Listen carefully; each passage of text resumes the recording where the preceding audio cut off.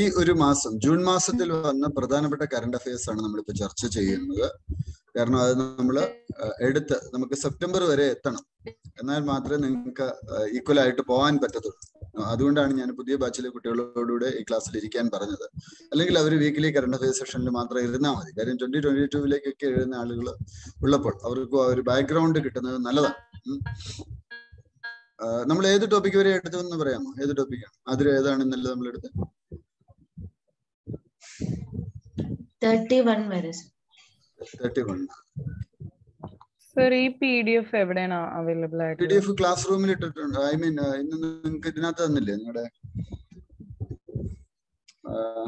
ആപ്പിൽ ഇട്ടിട്ടുണ്ട്. ആപ്പിൽ ഇല്ലെങ്കിൽ ആപ്പിൽ കറണ്ട് വീക്ക് 1 വീക്ക് 2 എന്ന് പറഞ്ഞിട്ടാണ് ഇട്ടിട്ടുള്ളത്. അല്ലല്ല, അത് ക്ലാസ് റൂമിൽ ഇട്ടിട്ടുണ്ട്. നമ്മുടെ ആപ്പിൽ അബ്സല്യൂട്ടിന്റെ ഒഫീഷ്യൽ ആപ്പിൽ ഇട്ടിട്ടുണ്ടല്ലോ. സ്റ്റഡി മെറ്റീരിയൽ ആണോ സർ? സ്റ്റഡി മെറ്റീരിയൽ കിട്ടിയില്ലേ? അതിൽ കറണ്ട് അഫയേഴ്സിൽ വീക്ക് വൈസ് ആണ് ഇട്ടിട്ടുള്ളത്. ഇല്ല സർ, ആപ്പിലില്ല. ആപ്പിലില്ല. തൽക്കാലം ഞാൻ ആ ഗൂഗിൾ ക്ലാസ് റൂമിലേക്ക് ഇട്ടേക്കാം. ടെലിഗ്രാമിലും കിടപ്പുണ്ട് സർ. അല്ല, ഇത് ടെലിഗ്രാമിലുണ്ടോ? ഇല്ല, ഇതില്ല. കാണാൻ സാധ്യത. ഇട്ട് കാണും, ചിലപ്പോൾ ഇട്ടിട്ടുണ്ടാകും. കറണ്ട് അഫയേഴ്സ് എന്നുള്ള ക്ലാസ് റൂമിൽ ഞാൻ തൽക്കാലം ഇടുകയാണ്. ഇതിന്റെ ടാപ്പിലാണ് വരുന്നത്.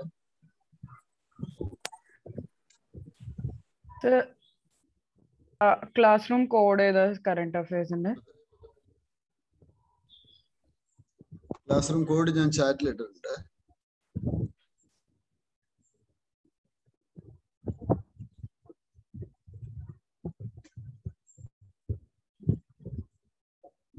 ജൂൺ മാസത്തെ കറണ്ട് അഫയേഴ്സ് ആപ്പിൽ ഇട്ടിട്ടുണ്ട്. ആപ്പിലിട്ടണേ. Class room code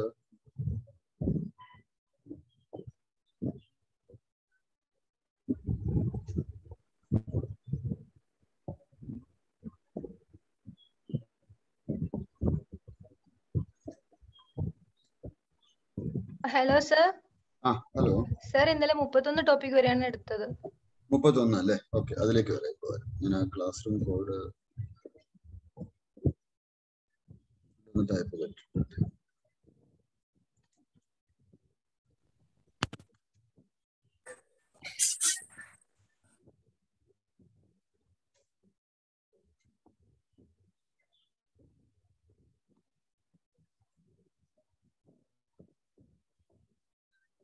arrow mark ഉണ്ട്.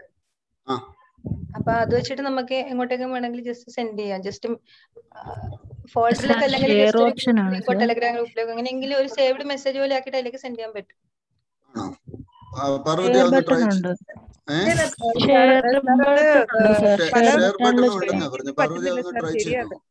ഞാൻ ഇപ്പോഴും നോക്കിയതേ ഉള്ളൂ, അങ്ങനെ ഓപ്ഷൻ ഇതിനകത്ത് കാണുന്നില്ല. PDF ആയിട്ടല്ല അത് കിടക്കുന്നത്, സ്റ്റഡി മെറ്റീരിയൽ പലതും. അല്ല, എല്ലാം PDF ആയിരിക്കണം എന്നില്ല. ചിലത് PPT അല്ലേ? അത് PPT ആയിട്ടായിരിക്കും. നിങ്ങൾ അതിനുള്ള ഏതെങ്കിലും ഒരു ആപ്പ്, നിങ്ങളുടെ ഫോണില് ചിലപ്പോൾ അതിനുള്ള ഒരു സോഫ്റ്റ്വെയർ നിങ്ങളുടെ ഫോണിൽ കാണില്ല. ക്ലാസ് റൂം അപ്ഡേറ്റ് ചെയ്താൽ മതിയാവും ചിലപ്പോ. നമുക്ക് ഗൂഗിൾ ഡ്രൈവിൽ ഓപ്പൺ ചെയ്യാം അത്, എന്നിട്ട് പിന്നെ ഡൗൺലോഡ് ചെയ്യാം. എന്നാ അങ്ങനെ ചെയ്യൂ പാർവതി. അങ്ങനെ അതും ഒരു ഓപ്ഷനാണ്. അങ്ങനെ ഒന്ന് ചെയ്യൂ. ഗൂഗിൾ ഡ്രൈവിൽ ഓപ്പൺ ചെയ്തിട്ട് മുകളിൽ ഒരു ആരോ മാർക്ക് വിത്ത് ബുക്ക് പോലെ ഉണ്ട്, എന്നിട്ട് ഗൂഗിൾ ഡ്രൈവിൽ ഓപ്പൺ ചെയ്യാം, എന്നിട്ട് നമുക്ക് ഡൗൺലോഡ് ചെയ്യാം. അപ്പൊ അതൊന്ന് ട്രൈ ചെയ്ത് നോക്കൂ കേട്ടോ. WPS-ലെല്ലാം ഓപ്പൺ ആവുന്നുണ്ടല്ലോ. അപ്പൊ അതൊന്ന് ഡൗൺലോഡ് ചെയ്യൂ. അപ്പൊ അങ്ങനെ WPS ഡൗൺലോഡ് ചെയ്തിട്ട് അത് അങ്ങനെ ഒന്ന് ട്രൈ ചെയ്യൂ. നമ്മുടെ ഫോണിൽ ചിലപ്പോൾ അത് ഉണ്ടാവില്ല, അതുകൊണ്ടായിരിക്കാം അങ്ങനെ പറ്റുന്നത് കേട്ടോ. ഓക്കെ, അടുത്ത വെൽക്കം ബാക്ക്. നമ്മളുടെ കറണ്ട് അഫയേഴ്സിലേക്ക് പോവുകയാണ്. ജൂൺ മാസത്തെ കറണ്ട് അഫയേഴ്സ് ആണ് നമ്മളിപ്പോ കാണുന്നത്. കോപ്പർ പ്ലേറ്റ് ഇൻസ്ക്രിപ്ഷൻസ് ശ്രീശൈലം ടെമ്പിളിൽ നിന്ന് കണ്ടെത്തി. രംഭ മല്ലികാർജുന ദേവസ്ഥാനം, അവിടെ ancient Gandhamatham near Srisailam temple complex, അവിടെ കോപ്പറിലുള്ള ഇൻസ്ക്രിപ്ഷൻസ്, രാജാക്കന്മാരുടെ കാലത്തെ ഇൻസ്ക്രിപ്ഷൻസ് ആണ്. അത് 14-16 സെഞ്ചുറീസ് പഴക്കമുള്ളതാണ്. അപ്പോ ആ ഇൻസ്ക്രിപ്ഷൻസ് അവിടെ നിന്ന് കണ്ടെത്തി. സംസ്കൃതത്തിലും നന്ദി നാഗരി സ്ക്രിപ്റ്റിലും ഉള്ളതാണ് എന്നുള്ളതൊന്ന് മനസ്സിലാക്കുക. തെലുങ്ക് സ്ക്രിപ്റ്റ് ഉള്ളതാണ് ഇത് എന്നുള്ളത് മനസ്സിലാക്കുക. അപ്പൊ ഇതെവിടെയാണ് ഈ ടെമ്പിൾ എന്നുള്ളത് മനസ്സിലാക്കുക. ഈ ടെമ്പിള് ശ്രീശൈലം എന്ന് പറയുന്ന സ്ഥലത്താണ് ഈ ടെമ്പിൾ. അവിടെ നിന്നാണ് നമുക്കിത് കണ്ടെത്താൻ സാധിച്ചിരിക്കുന്നത്. National security depository limited NSDL എന്ന് വെച്ചാൽ നമുക്ക് ഇപ്പൊ മുൻ കാലഘട്ടങ്ങളിലൊക്കെ നമ്മൾ ഷെയർസ് ഒക്കെ സർട്ടിഫിക്കറ്റ് ആയിട്ടാണ് കിട്ടിക്കൊണ്ടിരുന്നത്. അപ്പൊ ആ ഷെയർസ് ഇപ്പൊ സർട്ടിഫിക്കറ്റ് ആയിട്ടല്ല, അത് ഡിമാറ്റ് ഫോം ആണ്, അല്ലെങ്കിൽ ഡിമെറ്റീരിയലൈസ്ഡ് ഫോം ആണ്. ഡിജിറ്റൽ ഫോമിലാണ് ഇപ്പൊ നമുക്ക് കിട്ടുന്നത്. നമുക്ക് ഒരു ഐഡിയും പാസ്വേഡും കിട്ടും. ആ ഐഡിയും പാസ്വേഡും ഉപയോഗിച്ച് നിങ്ങൾ കയറുക. No certificate, nothing. അപ്പോ ഈ ഡിപ്പോസിറ്ററീസ് ആക്ട് 1996 നിലവിൽ വന്നു. അതിന്റെ അടിസ്ഥാനത്തിലാണ് നാഷണൽ സെക്യൂരിറ്റീസ് ഡിപ്പോസിറ്ററി ലിമിറ്റഡ് വന്നത്. സെക്യൂരിറ്റീസിന്റെ ഡിമെറ്റീരിയലൈസ്ഡ് ഫോം എന്ന് വെച്ചാൽ പണ്ട് പേപ്പർ സെക്യൂരിറ്റീസ് ആയിരുന്നു. എന്ന് വെച്ചാൽ നിങ്ങൾക്ക് സർട്ടിഫിക്കറ്റ് ബാങ്കിൽ ഒരു FD ഇട്ടാൽ നിങ്ങൾക്ക് ഒരു പേപ്പർ സർട്ടിഫിക്കറ്റ് കിട്ടും. അതുപോലെ ആയിരുന്നു ഷെയർസ് നിങ്ങൾ നിക്ഷേപിക്കുമ്പോഴും ഒരു പേപ്പർ സർട്ടിഫിക്കറ്റ് കിട്ടുമായിരുന്നു. അതിപ്പോ ഇല്ല. ഇതെല്ലാം ഈ ഡിപ്പോസിറ്ററി എന്ന് വെച്ചാൽ എന്താണ്?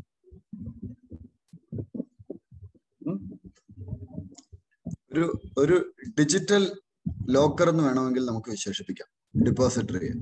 ആ ഡിജിറ്റൽ ലോക്കറിലാണ് നമ്മളുടെ ഈ ഡാറ്റാസ് എല്ലാം തന്നെ വരുന്നത്. നിങ്ങൾ വാങ്ങുന്ന ഷെയർസ്, മ്യൂച്വൽ ഫണ്ട്സ്, അതിന്റെ ഡാറ്റാസ് എല്ലാം ഇതിൽ തന്നെ വരും. ഇത് ഇൻവെസ്റ്റേഴ്സിനെയും ബ്രോക്കേഴ്സിനെയും തമ്മിൽ സപ്പോർട്ട് ചെയ്യുന്ന ഒരു മെക്കാനിസമാണ്. ഇതിന്റെ ഗുണം എഫിഷ്യൻസി കൂട്ടും, റിസ്ക് കുറയ്ക്കും, കോസ്റ്റ് കുറയ്ക്കും.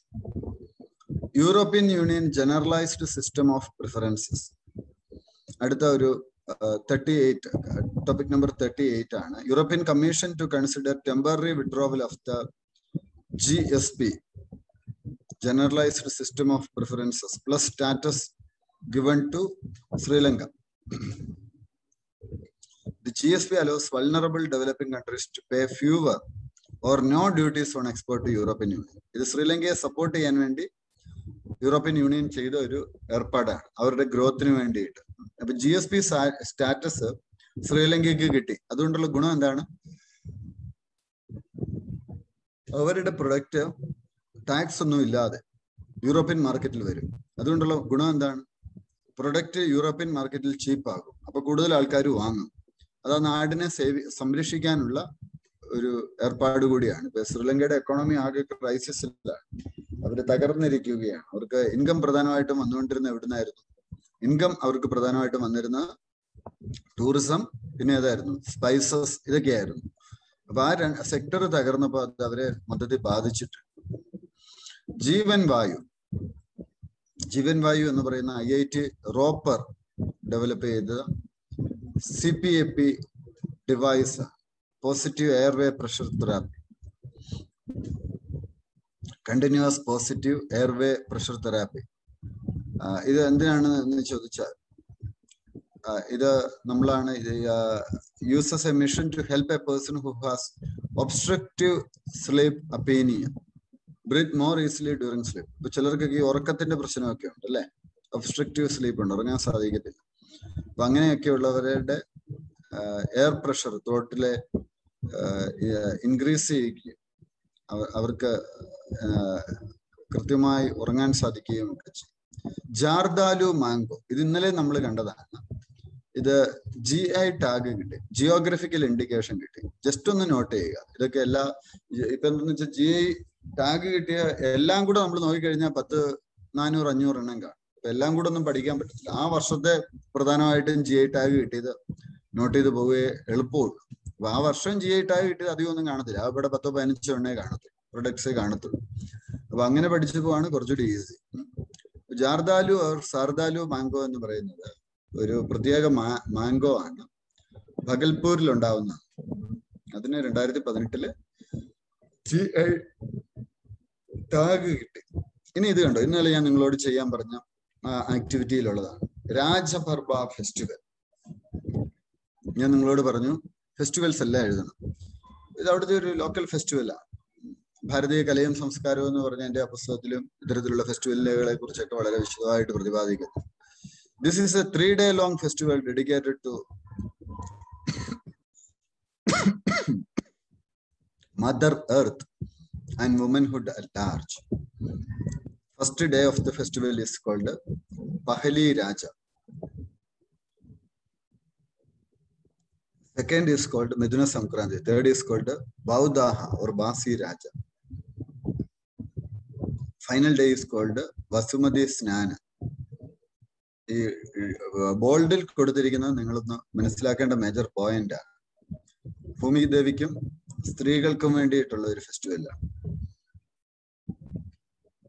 പ്രൊജക്ട് O2 ഫോർ ഇന്ത്യ എന്താണിത്? ഇവിടെ നമ്മളൊന്നും ജസ്റ്റ് ഈ കറണ്ട് അഫയേഴ്സിൽ എപ്പോഴും നമ്മൾ ജസ്റ്റ് ആ ടേം മാത്രം പഠിച്ചു പോകത്തേ ഉള്ളൂ. ഡീറ്റെയിൽഡ് ആയിട്ട് ആ വിഷയത്തെ കുറിച്ച് പഠിക്കില്ല. അത്തരം ചില വിഷയങ്ങളുണ്ടെങ്കിൽ അത് നിങ്ങൾ നിങ്ങളുടെ നോർമൽ ക്ലാസ് വരുമ്പോൾ ക്ലാസ്സിൽ ഇതിനെക്കുറിച്ച് വിശദമായിട്ട് പഠിക്കും. പ്രിൻസിപ്പൽ സയന്റിഫിക് അഡ്വൈസറുടെ ഓഫീസ് അവർ സ്റ്റാർട്ട് ചെയ്ത ഒരു പ്രൊജക്റ്റാണ് project O2. is to enable stakeholders working to augment the country's ability to meet the rise in demand for medical oxygen in the wake of second wave of COVID pandemic. COVID pandemic in the സമയത്ത് oxygen supply അതിന്റെ demand കൂടിയപ്പോൾ വന്ന ഒരു പ്രൊജക്റ്റാണ് project O2. National Geographic recognized the Southern Ocean as globe's 5th ocean. National Geographic magazine Southern Ocean വേൾഡിലെ 5th ocean ആയിട്ട് recognize ചെയ്തിരിക്കുന്നു. Southern Ocean is the only ocean to touch 3 other oceans and to completely embrace a continent rather than being embraced by them. Its northern limit is a latitude of 60 degrees south. Longitude എന്താണ്, latitude എന്താണ്? ഒരു not തയ്യാറാക്കാം. Longitude എന്താണ്, latitude എന്താണ്?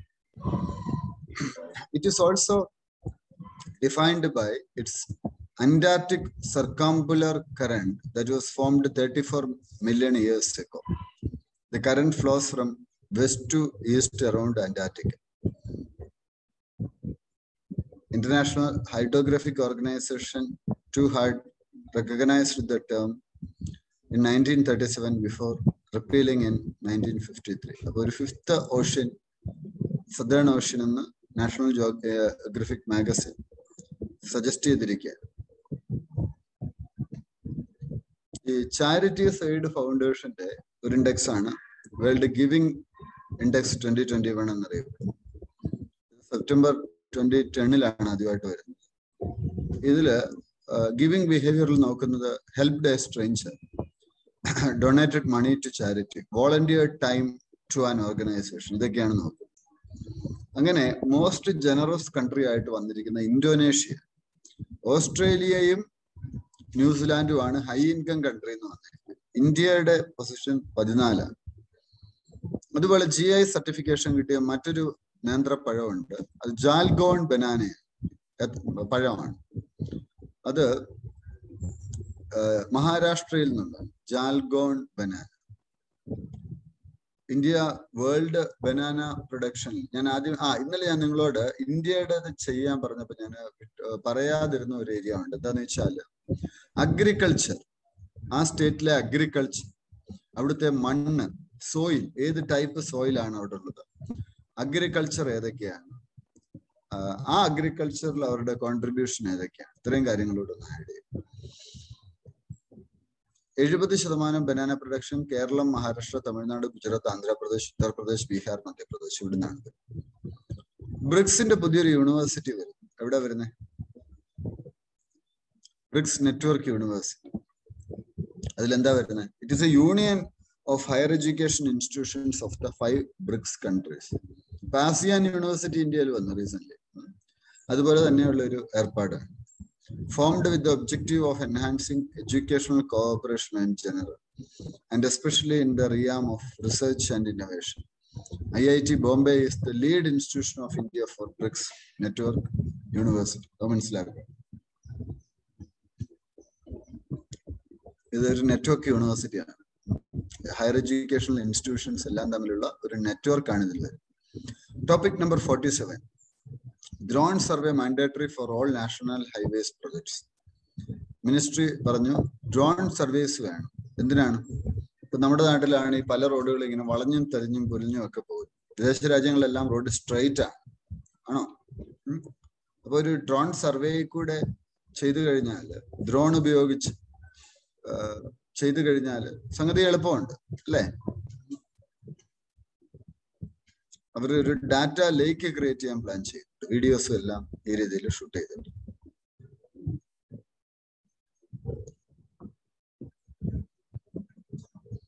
National maritime heritage complex ഗുജറാത്തിലെ ലോഥലിൽ വന്നിട്ടുണ്ട്. ലോഥൽ, ഇതിപ്പോ നിങ്ങള് ഒരു കറണ്ട് അഫയേഴ്സ് ആണ് നിങ്ങൾ കണ്ടത്. പക്ഷെ നിങ്ങളിത് ഈ ലോഥൽ സിറ്റിയുടെ പ്രത്യേകത എന്താണ്? ആൻഷ്യൻ ഹിസ്റ്ററി ആയിട്ട് ബന്ധപ്പെട്ട് Indus valley civilisation, Indus valley civilisation പഠിക്കുമ്പോൾ നിങ്ങൾ പഠിക്കുന്നതാണ്, ലോഥലിനെ കുറിച്ച് പഠിക്കും. അപ്പൊ നിങ്ങൾ എന്ത് ചെയ്യണം? നിങ്ങൾ സൈഡിൽ എവിടെയെങ്കിലും ലോഥൽ സിറ്റി എന്നൊന്ന് നോട്ട് ചെയ്ത് വെച്ചേക്കണം. കാര്യം UPSCയുടെ ഒരു രീതി, ഇപ്പൊ ഞാൻ ചോദ്യം വരുന്ന ഒരു രീതി നിങ്ങൾക്ക് പറഞ്ഞുതരാം.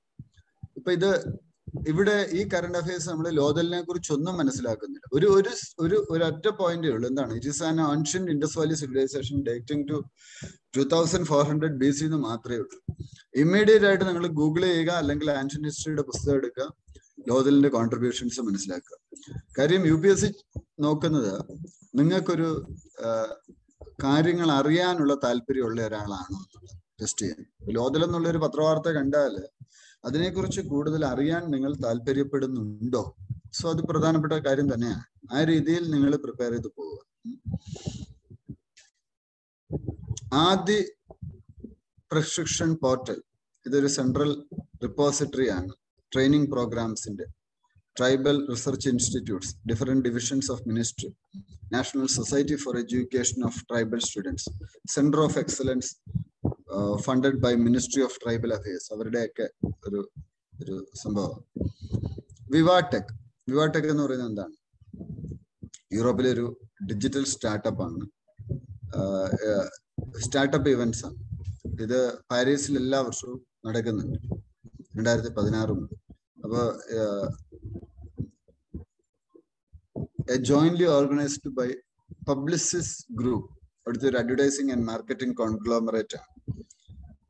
അപ്പോൾ innovation, startup ecosystem, exhibition, awards, panel discussion ഒക്കെ ഇതിന്റെ ഭാഗമായിട്ട് വരുന്നു. What is Juneteenth? US government has organized Juneteenth, June 19th as federal holiday. Oldest national day celebration, commemoration day of ending the slavery in US and observed it as June 19th. It is also known as Emancipation Day or Juneteenth Independence Day. 1865 major general Gordon Granger ആണ് ഗാൽസ്റ്റണിൽ വന്ന് ടെക്സാസിൽ, എന്നിട്ട് civil വാറും സ്ലേവറിയും നിർത്തലാക്കിയതായിട്ട് പ്രഖ്യാപിച്ചു. നിങ്ങൾക്ക് world history ഒക്കെ പഠിക്കുമ്പോൾ നിങ്ങൾക്ക് അവിടെ യൂസ് ചെയ്യാവുന്ന ഒരു സംഗതിയാണ്. അല്ലെ അപ്പാർത്തൈഡ്, സ്ലേവറി ആയിട്ടൊക്കെ ബന്ധപ്പെട്ട് ഉള്ള ഒരു സംഗതി വരുമ്പോൾ ആൻസറിലൊക്കെ കൊണ്ടുവരാൻ പറ്റുന്നു. കേരളം ഒരു സെമി ഹൈസ്പീഡ് റെയിൽവേ പ്രൊജക്ട് കൊണ്ടുവരും. ട്രാവൽ ടൈം നോർത്തിൽ നിന്ന് സൗത്തിലേക്ക് എൻഡ് ചെയ്യാൻ വേണ്ടിയാണ്. ഇത് സിൽവർ ലൈൻ പ്രൊജക്ട് എന്നാണ് അറിയുന്നത്. തിരുവനന്തപുരവും കാസർഗോഡും തമ്മിൽ ബന്ധിപ്പിക്കും. ഇത് 529 കിലോമീറ്റർ ലോങ് ആണ്. 11 ഡിസ്ട്രിക്ട്സിലൂടെ പോകും.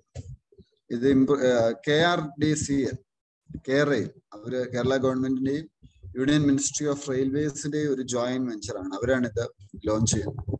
ഈ പ്രൊജക്റ്റൊക്കെ ആരാ കൊണ്ടുവരുന്നതെന്ന് അറിയോ? നല്ല കഴിവുള്ള IAS ഓഫീസേഴ്സ് ആണ് ഈ പ്രൊജക്റ്റൊക്കെ സജസ്റ്റ് ചെയ്യുന്നത്. അപ്പോ നിങ്ങളും ഓഫീസേഴ്സായി മാറിക്കഴിയുമ്പോൾ നിങ്ങളും ഡെവലപ്പ് ചെയ്യണം. അപ്പൊ നിങ്ങൾ ചോദിക്കും എന്തിനൊക്കെയാണ് ഈ അറിവ്, എന്തിനാണ് ഇതൊക്കെ പഠിക്കുന്നത്? ഇതൊക്കെ പഠിക്കുന്നതിന്റെ ഉദ്ദേശം നിങ്ങളുടെ കേപ്പബിലിറ്റി, നിങ്ങളുടെ അനലിറ്റിക്കൽ സ്കിൽസും ഒക്കെ വർദ്ധിക്കണം. വേണ്ടേ? ഒരു ഓഫീസറായി കഴിയുമ്പോൾ നിങ്ങളുടെ കഴിവുകൾ വർദ്ധിക്കണം. നല്ല ഓഫീസർ ആവാൻ പറ്റും. അതിനാണ് നമ്മൾ ഇതൊക്കെ പഠിക്കുന്നത്. Desertification and land degradation Atlas of India, space application centre, ISRO Ahmedabad ആണ് ഇത് ലോഞ്ച് ചെയ്തിരിക്കുന്നത്. It was released on the occasion of World Day to combat desertification and drought. ഈ വർഷത്തെ തീം എന്താണ്? ഇപ്പൊ ഞാൻ ഡെസർട്ടിഫിക്കേഷനെ കുറിച്ചൊരു എസ്സേ കൊടുത്തിരുന്നു. അപ്പൊ അത്തരത്തിലുള്ള എസ്സേ ഒക്കെ വരുമ്പോൾ 2021 തീം വേണം നിങ്ങൾക്ക് ആഡ് ചെയ്യാം. Restoration, land recovery, we build back better with healthy land. ഇതാണ് തീം, ഈ വർഷത്തെ തീം.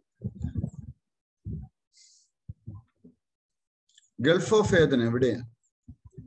ഇന്ത്യൻ നേവിയും യൂറോപ്യൻ യൂണിയൻ നേവൽ ഫോഴ്സ് ഒരു എക്സസൈസ് കണ്ടക്ട് ചെയ്തു. എവിടെ? Gulf of Eden.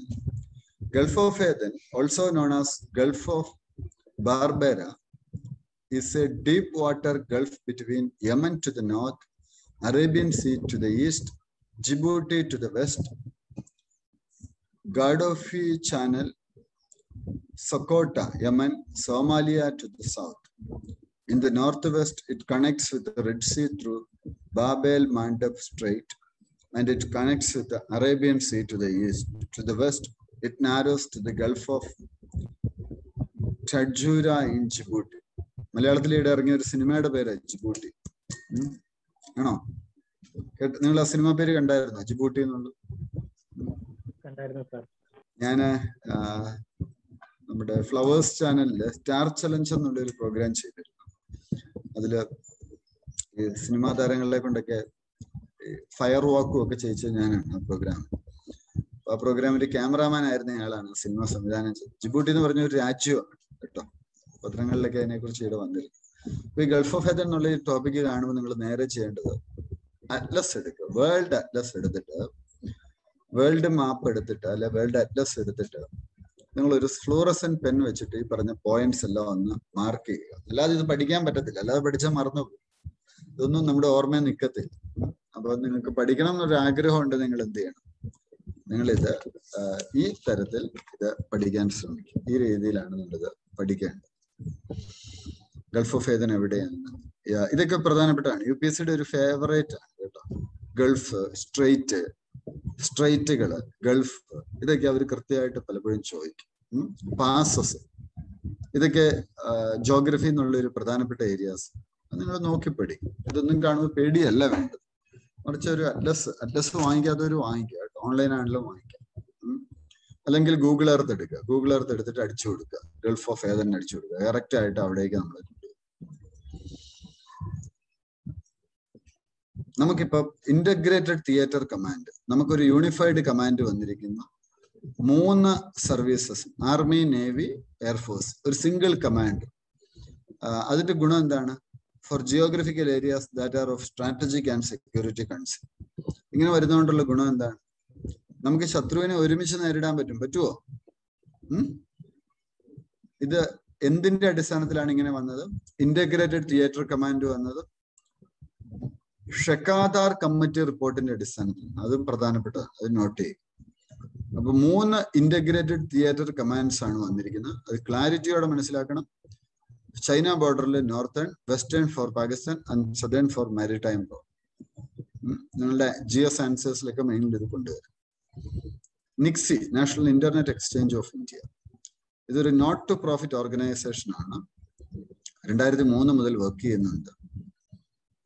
അവരെന്തൊക്കെയാ ചെയ്യുന്നതെന്ന് നോക്കുക. Internet exchange through which internet data is exchanged amongst ISPs, data centres and CDNs. ഇനി അടുത്ത് ബയോടെക്കിന്റെ Kisan programme. It's a farmer centric programme developed by and with the farmers under the Department of Biotechnology, Ministry of Science and Technology. It is a pan-India program. India ഒട്ടാകെയുള്ള ഒരു program. Ajit Mishra expert group, renowned economist ആണ് അജിത് മിശ്ര. അദ്ദേഹത്തിന്റെ നേതൃത്വത്തിൽ minimum wages, floor wages, അത് fix ചെയ്യാൻ വേണ്ടി വന്ന ഒരു കമ്മിറ്റിയാണ്. യോഗ ഡേ ജൂൺ 21 നമ്മൾ സെലിബ്രേറ്റ് ചെയ്യുന്നു. 2014 ഡിസംബർ 11 UN-ന്റെ ഒരു റെസൊല്യൂഷനാണ് നാഷണൽ യോഗ ഡേ ആയിട്ട് സെലിബ്രേറ്റ് ചെയ്തത്. യോഗ ഫോർ വെൽബീയിങ് എന്നുള്ളതാണ് തീം എന്നുള്ളത് മനസ്സിലാക്കുക.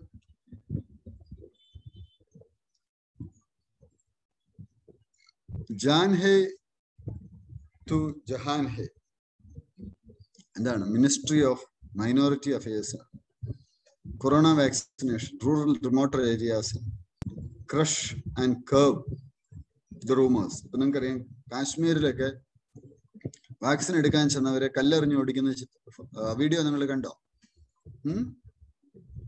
ചില മൈനോറിറ്റി കമ്മ്യൂണിസ്റ്റിന്റെ ഒക്കെ ഇടയ്ക്ക് ചില തെറ്റിദ്ധാരണകളുണ്ട്. അത് മാറ്റാൻ വേണ്ടിയിട്ടുള്ള ഒരു ക്യാമ്പയിൻ.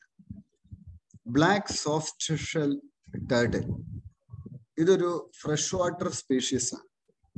കറണ്ട് അഫയേഴ്സ് കേൾക്കുമ്പോൾ നിങ്ങൾ ഒന്നാമത് മൈൻഡ് ഓപ്പൺ ചെയ്ത് വെക്കുക എന്നുള്ളതാണ് പ്രധാനം. അയ്യോ ഇതൊന്നും എനിക്ക് അറിയത്തില്ലേ, ഇതെല്ലാം എനിക്ക് പാടാണ് എന്നുള്ള ഒരു മൈൻഡുമായിട്ടിരുന്നാൽ നിങ്ങൾ ഒന്നും മനസ്സിലാക്കാൻ പോകുന്നില്ല. മൈൻഡ് ഓപ്പൺ ചെയ്ത് വെക്കുക.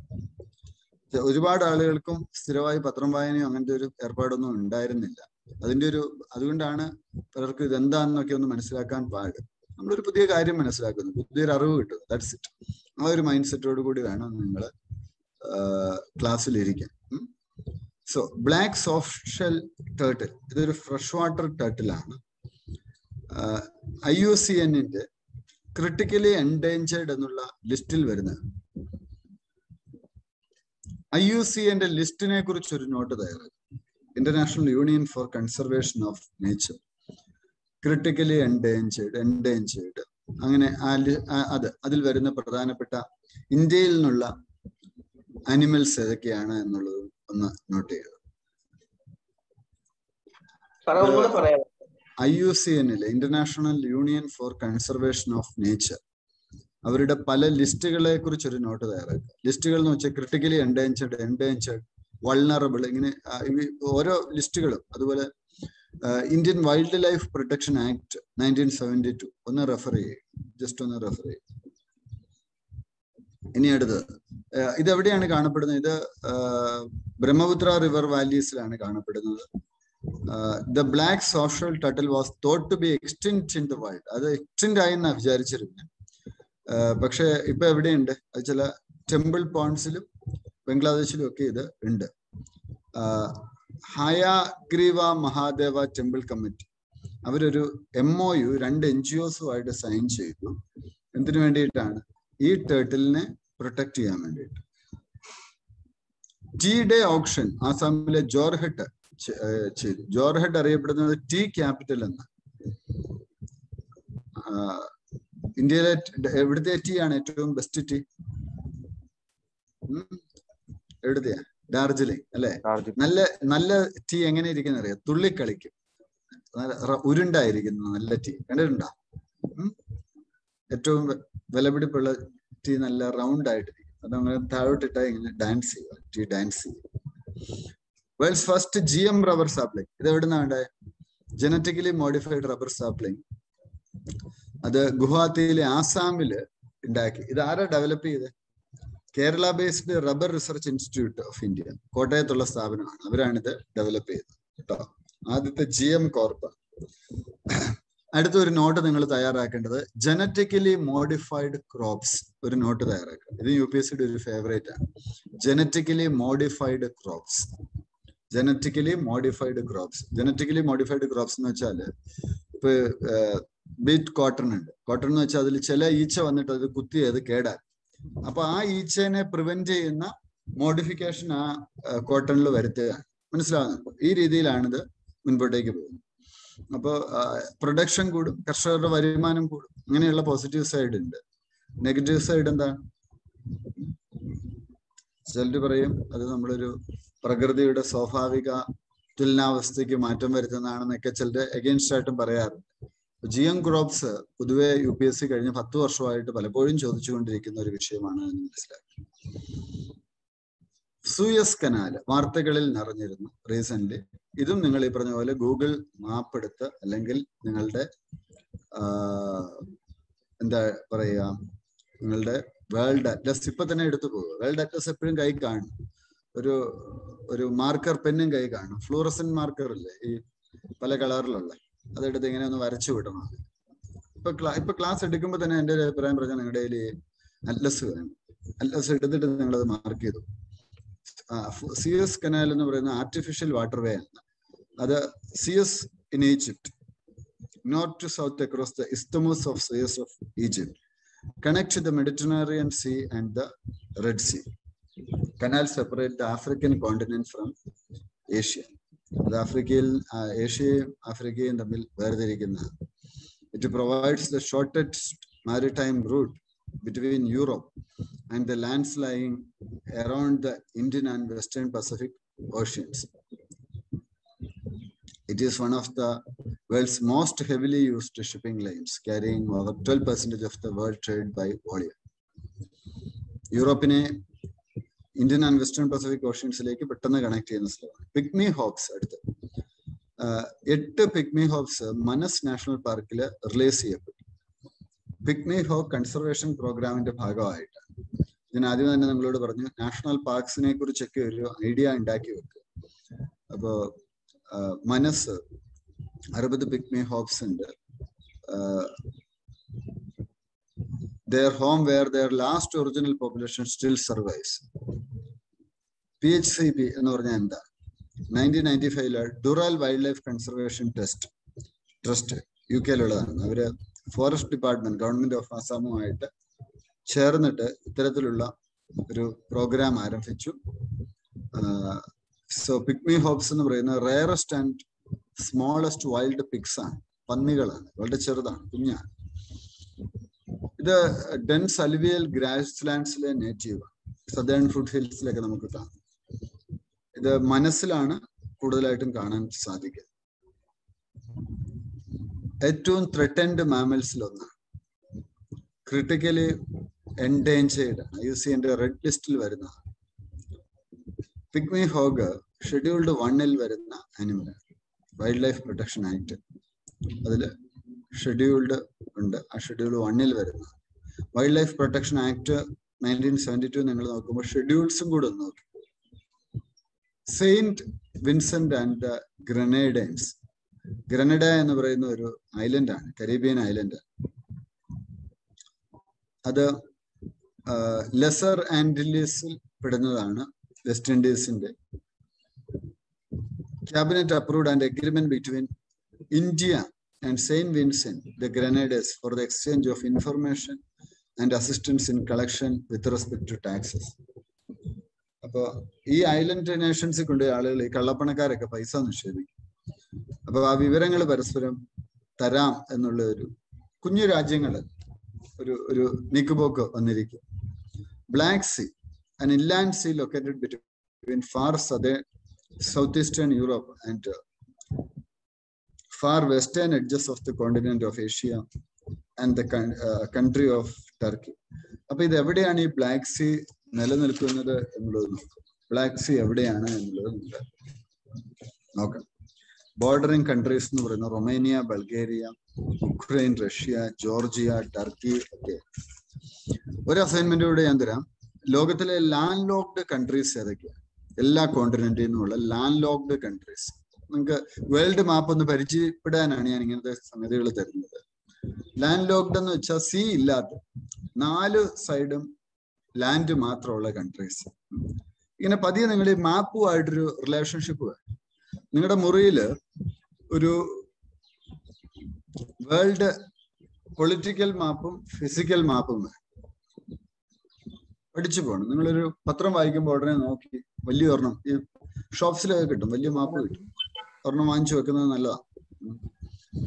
Black sea also connected to the sea of Azov by strait of Kerch. അതുപോലെ പ്രധാനപ്പെട്ട സ്ട്രെയിറ്റുകൾ ഞാൻ ആദ്യമേ തന്നെ സൂചിപ്പിച്ചു. ലോകത്തിലെ പ്രധാനപ്പെട്ട സ്ട്രെയിറ്റ്സ്, ഗൾഫ്, ഇതെല്ലാം ഒരു അസൈൻമെന്റ് ആയിട്ട് ചെയ്യും. ഇതിപ്പോഴേ പഠിച്ചു വെക്കാൻ ഞാൻ പറയുന്ന കാര്യം, നിങ്ങൾക്ക് അപ്പോൾ ഒരു ക്ലാരിറ്റി കിട്ടും. നിങ്ങൾ ഈ ഓരോ വിഷയങ്ങൾ പഠിക്കുമ്പോഴും പത്രം വായിക്കുമ്പോഴും ഒക്കെ ഒരു ക്ലാരിറ്റി നിങ്ങൾക്ക് കിട്ടും. നമ്മളതിൽ പതിയെ അതിലേക്ക് വരികയാണ്, ബേസിലേക്ക് വരിക. ഇത് പോസോൺ പോയ എന്ന് പറയുന്ന ഒരു ആനുവൽ ഫെസ്റ്റിവലാണ്. അത് ശ്രീലങ്കൻ ബുദ്ധിസം ശ്രീലങ്കയിൽ വന്നത് സെലിബ്രേറ്റ് ചെയ്യുന്നത്. പോസോൺ എന്ന് പറയുന്നത് ഇതാണ് എന്ന് മനസ്സിലാക്കും. ഇന്ത്യയിൽ നിന്നാണ് ബുദ്ധിസം ശ്രീലങ്കയിലേക്ക് എത്തിയത്.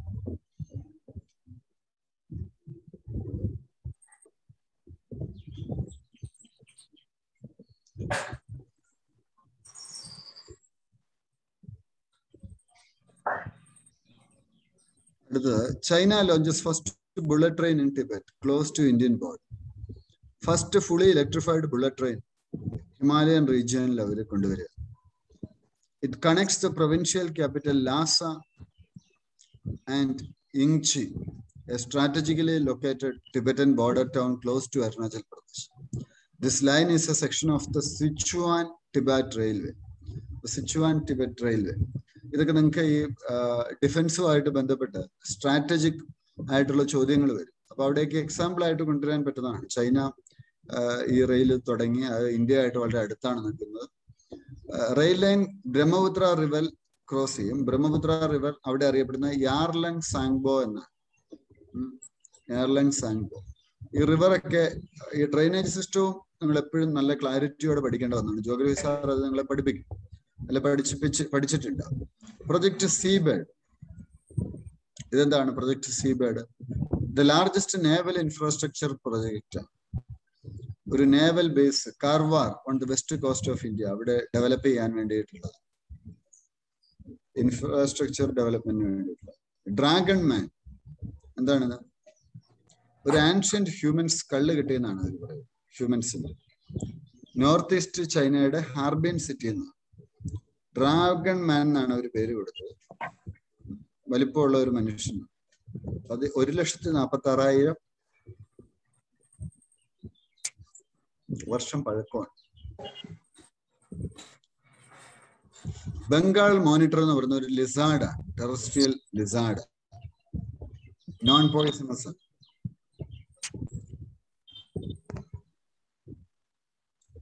അത് വൈൽഡ് ലൈഫ് പ്രൊട്ടക്ഷൻ ആക്ടിന്റെ ഷെഡ്യൂൾ 1 വരുന്നത് കേട്ടോ. പലപ്പോഴും ഇതിനെ ആളുകൾ ഉടുമ്പ് അല്ലെ, മീറ്റിന് വേണ്ടിയും ബ്ലഡിന് വേണ്ടി ഓയിലിന് വേണ്ടിയും കൊല്ലും. ലീസ്റ്റ് കൺസേൺ കാറ്റഗറിയിലാണ്, IUCN ലീസ്റ്റ് കൺസേൺ കാറ്റഗറിയിലാണ്. അടുത്ത 75ാമത്തെ ടോപ്പിക്കിലേക്ക് നമ്മൾ പോകുന്നു.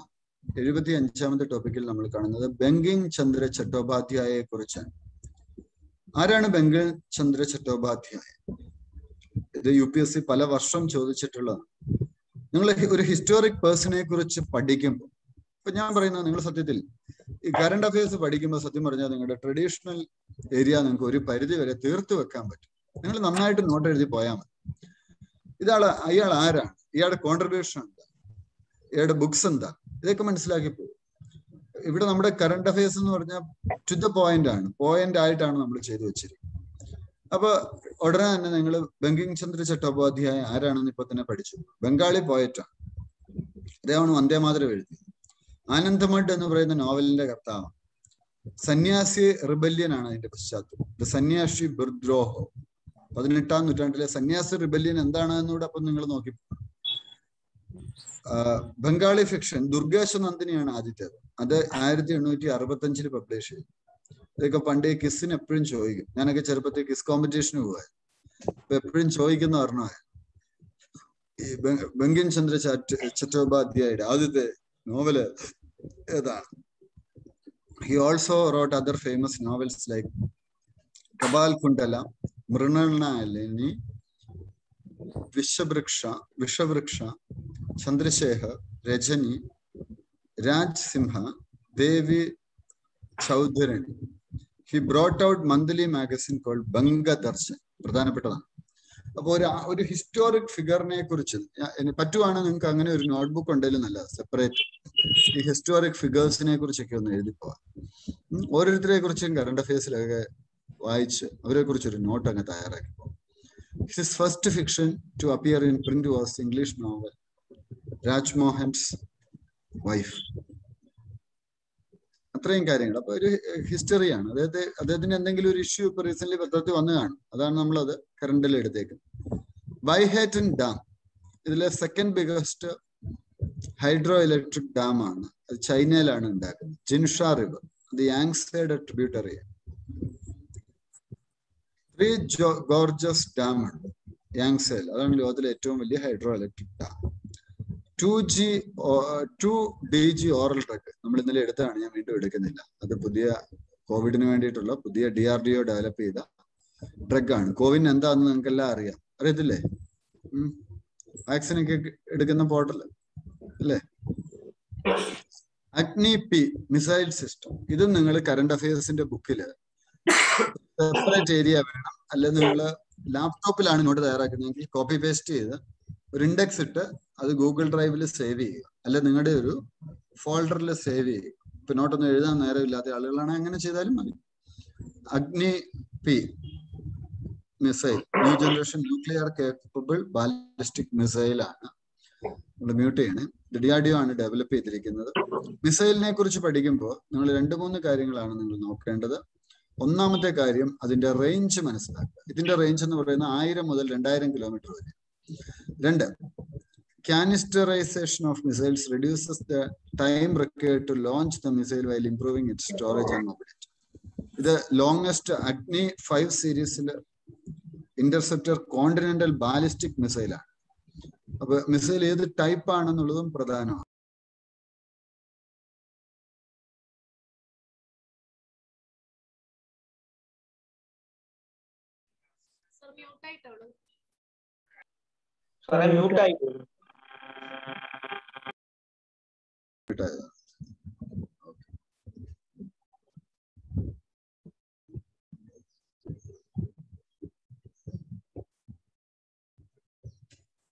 ഓക്കെ,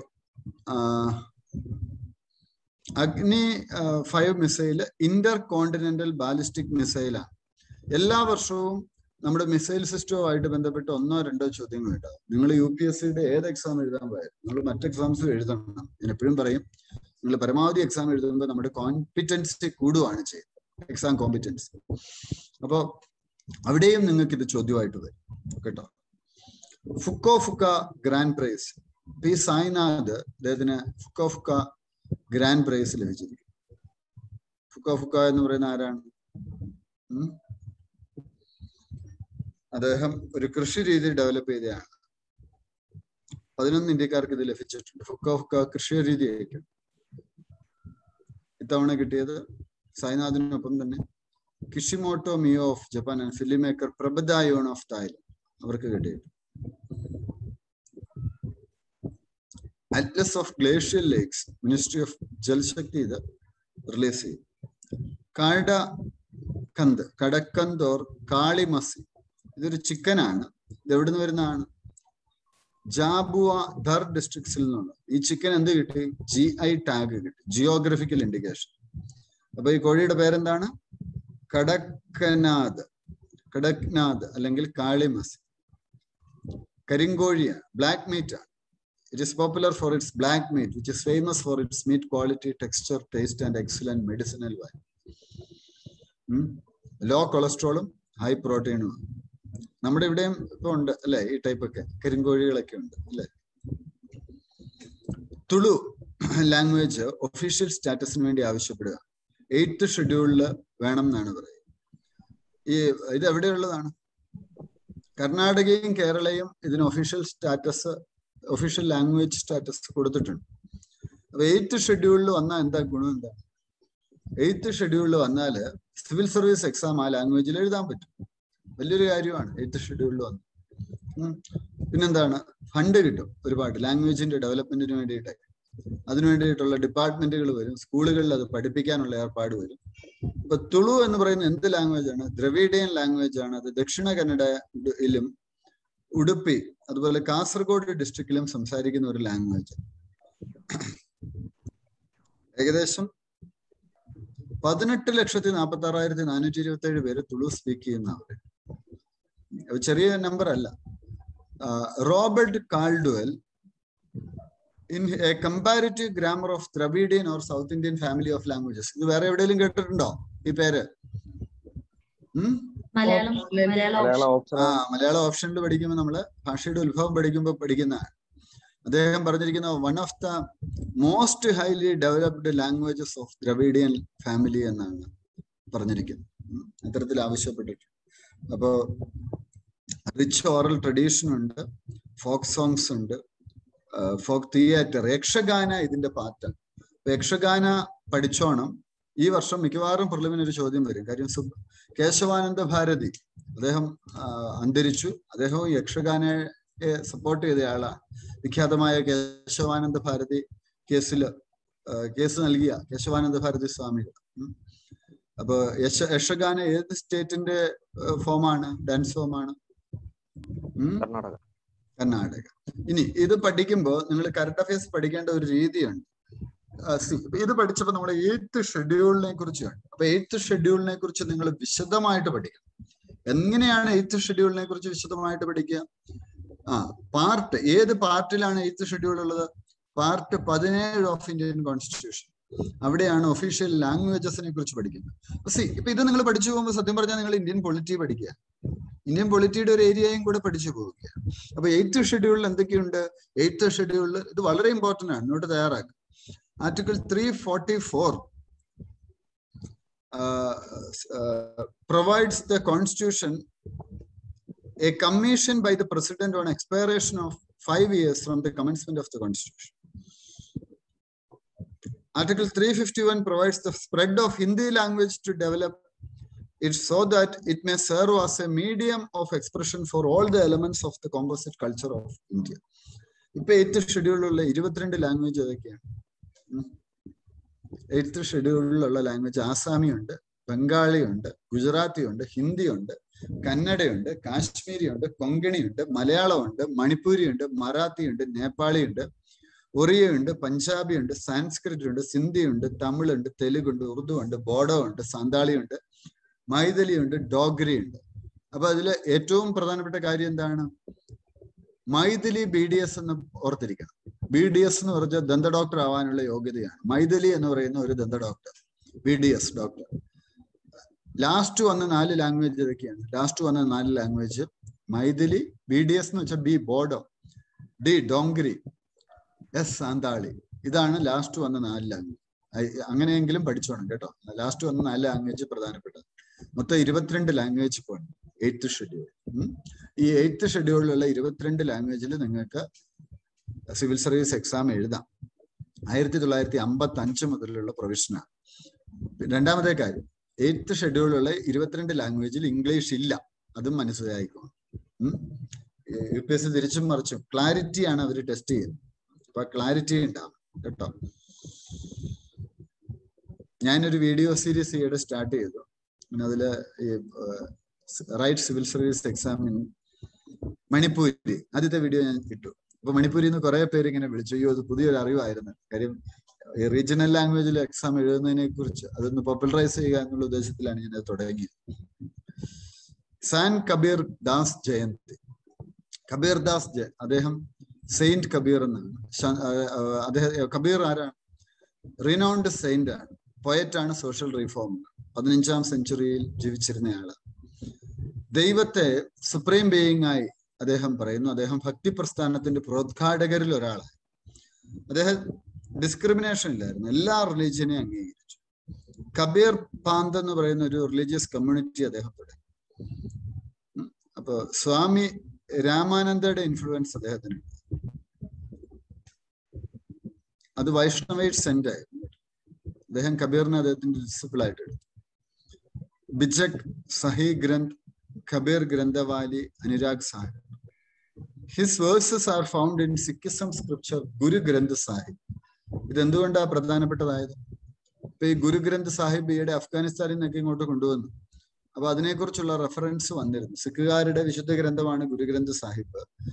അപ്പൊ ഈ കബീറിന്റെ വേഴ്സസ് സിഖ് പുസ്തകത്തിലുണ്ട്, അത് പത്രങ്ങൾ റിപ്പോർട്ട് ചെയ്തു. സോ ആ ആംഗിളിലും ഇത് ഇമ്പോർട്ടന്റ് ആണ്. 2 ലൈൻ കപ്ലെറ്റ്സ് ആണ് അദ്ദേഹത്തിന്റെ കൂടുതൽ വരികൾ. അത് കബീർ കാ ദോഹെ എന്നാണ് അറിയപ്പെടുന്നത്. രാമപ്രസാദ് ബിസ്മി, അദ്ദേഹം ഉത്തർപ്രദേശിലാണ് ജനിച്ചത്. ഇന്ത്യൻ റവല്യൂഷണറീസിൽ ഏറ്റവും ഫേമസ് ആയിട്ടുള്ള ഒരാൾ. അദ്ദേഹത്തിന്റെ വർക്ക് എന്തൊക്കെയാണ്? അദ്ദേഹം ആര്യ സമാജവുമായിട്ട് അസോസിയേറ്റ് ചെയ്തു. ബിസ്മിൽ ജൻഡാലാൽ ദീക്ഷിത്, ഹിസ്റ്ററി എന്നൊക്കെ ഏറ്റവും നിങ്ങൾക്ക് അറിയാവുന്ന പോപ്പുലർ ആൾക്കാരെ കുറിച്ചല്ല UPSC ചോദിക്കും, അറിയാത്ത ആളുകളെ കുറിച്ചായിരിക്കും. ഇപ്പൊ ഈ NCERT ബുക്കില് ഉഷാ മേത്തയെ കുറിച്ച് പറയുന്നുണ്ട്. ഒരു ചെറിയൊരു വരിയെ കാണുന്നുണ്ട്. UPSC അതാ എടുത്ത് ചോദിക്കുന്നത്, അല്ലാതെ ഏറ്റവും പോപ്പുലർ ആയിട്ടുള്ള ഗോഖലെയെ കുറിച്ച് ഒന്നും ആയിരിക്കുകയല്ല ചോദ്യം ചോദിക്കും. അതുകൊണ്ട് നമ്മൾ അത്ര ഇമ്പോർട്ടന്റ് അല്ല എന്ന് ചിന്തിക്കുന്ന ഏരിയാസും വളരെ പ്രധാനപ്പെട്ടതാണ് എന്നത് മനസ്സിലാക്കുക. മാതൃവേദി ആൻഡ് ശിവാജി സമിതി അദ്ദേഹം എസ്റ്റാബ്ലിഷ് ചെയ്തു. ദേശീയവാസിയോം കി നാം എന്ന് പറയുന്ന പാംപ്ലെറ്റ് ഡിസ്ട്രിബ്യൂട്ട് ചെയ്യും. മെയിൻപൂരിക്ക് പ്രതിജ്ഞ എന്നൊക്കെ പറഞ്ഞു ഫണ്ട് കളക്ട് ചെയ്യാൻ വേണ്ടി. ഗവൺമെന്റ് കഫേഴ്സ് ലൂട്ട് ചെയ്തു അതെ. After conflicting views and growing resentment with Congress party he formed Hindustan Republic Association. വളരെ പ്രധാനപ്പെട്ടതാണ്. ആരുടെ കൂടെ? ഭഗത് സിംഗിന്റെയും ചന്ദ്രശേഖർ ആസാദിന്റെയും കൂടെ. അപ്പൊ ഈ വ്യക്തിത്വത്തെ കുറിച്ച് പഠിച്ചു പോവുക, ഒരു നോട്ട് തയ്യാറാക്കുക. ഹിസ്റ്ററി പഠിക്കാൻ ബുദ്ധിമുട്ടുള്ളവരുണ്ടോ ഇതിനകത്ത്? ഉണ്ടോ? ഹിസ്റ്ററി പഠിക്കാൻ ബുദ്ധിമുട്ടുള്ളവരോട് എനിക്ക് പറയാനുള്ളത്, നിങ്ങൾ ആ പേഴ്സണാലിറ്റീസിനെ കുറിച്ച് പഠിക്കുക. ഹിസ്റ്ററി എളുപ്പമായിരിക്കും. ഹിസ്റ്ററി ഏറ്റവും ഇൻട്രസ്റ്റിംഗ് സബ്ജക്റ്റാണ്. എനിക്ക് 10ാം ക്ലാസ്സിൽ വെച്ച് ഫുൾ മാർക്ക് കിട്ടിയ സബ്ജക്റ്റ്, ഔട്ട് ഓഫ് 100 കിട്ടിയ സബ്ജക്റ്റ്. എനിക്ക് വലിയ ഇഷ്ടമുള്ള സബ്ജക്റ്റ്. നിങ്ങൾ ആ പേഴ്സണാലിറ്റീസിനെ കുറിച്ച് പഠിച്ചാൽ നിങ്ങൾക്ക് എളുപ്പമായിരിക്കും. ആ പേഴ്സണാലിറ്റീസിനെ നിങ്ങൾ ജസ്റ്റ് ഒന്ന് നോട്ട് ചെയ്ത് പോയി, അവരുടെ കോൺട്രിബ്യൂഷൻസ്, അങ്ങനെ ഒരു നോട്ടൊന്ന് തയ്യാറാക്കി വളരെ ഇൻട്രസ്റ്റിംഗ് ആയിരിക്കും.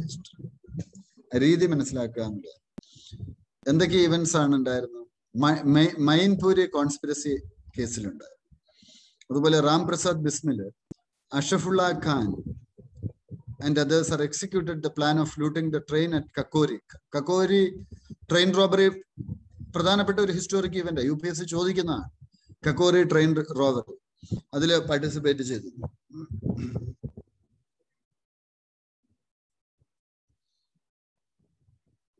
Ideology. His ideals of freedom struggle stood in stark contrast to that of Gandhi. Independence would not be achieved by means of non-violence എന്നാണ് അദ്ദേഹം. Rajkot. He was hanged in the Gorakhpur jail on December 19, 1927 and cremated in the banks of Rapti River. The site later came to known as Rajkot. അപ്പോൾ രാജ്ഘട്ട് എന്നാണ് ആ site പിന്നീട് അറിഞ്ഞത്. രാജ്ഘട്ടിലാണ് എന്തുള്ളത്? എന്താ ഉള്ളേ? ഗാന്ധിയുടെ സമാധിയൊക്കെ എവിടെയാണ്?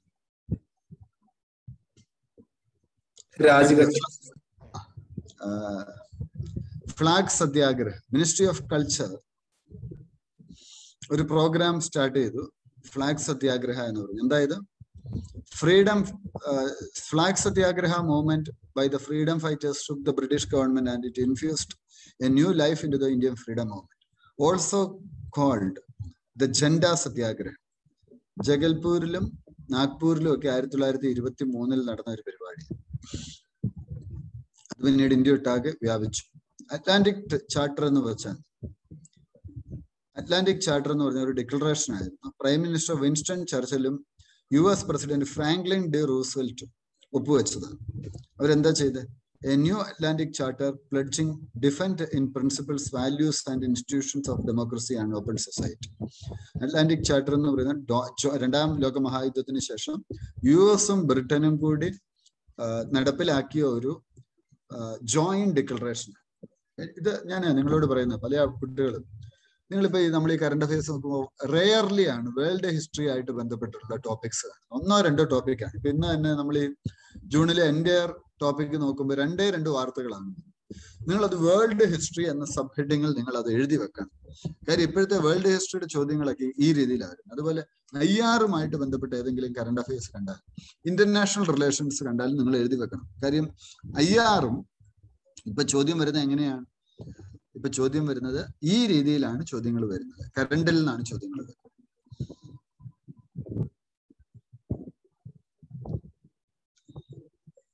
India smart city award union ministry of housing launch ചെയ്തതാണ്. സ്മാർട്ട് സിറ്റി മിഷൻ ഉണ്ട്, Atal mission four urban rejuvenation and urban transformation ഉണ്ട്, പ്രധാനമന്ത്രി ആവാസ് യോജന. ഈ സ്കീമുകളെല്ലാം തന്നെ ഒന്ന് മനസ്സിലാക്കുക. Pradhan Mantri Awas Yojana ministry of housing and urban poverty അലിവിയേഷന്റെ സ്കീമാണ്. 2022 എല്ലാവർക്കും വീട് ഇതിനു വേണ്ടിയിട്ടാണ്. അതിലെന്തുണ്ട്?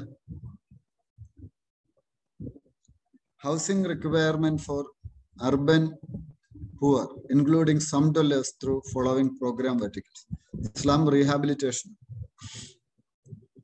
private developers using land as a resource, promotion of affordable housing for weaker section through credit linked subsidy, വീട് വെക്കാനൊക്കെ പഞ്ചായത്തിലും മുനിസിപ്പൽ ഏരിയയിലും എല്ലാം ലോൺ എടുക്കുമ്പോൾ 1.5 ലക്ഷം രൂപയോളം സബ്സിഡി ഉണ്ട് അല്ലെ? അത് തിരിച്ചടയ്ക്കണം. അപ്പൊ ക്രെഡിറ്റ് ലിങ്ക്ഡ് സബ്സിഡി ഇതിൽ ഉൾക്കൊള്ളിച്ചിട്ടുണ്ട്. Summer solstice, longest day of summer season ആണ് അറിയപ്പെടുന്നത്. ഇത് ജൂൺ 21. ഇത് നിങ്ങളുടെ ജോഗ്രഫിയുടെ പുസ്തകത്തിലുള്ള ഒരു ടോപ്പിക്കാണ്. ആ ഡേ ഒന്ന് മനസ്സിലാക്കുക. അന്നെന്താ പ്രത്യേകത?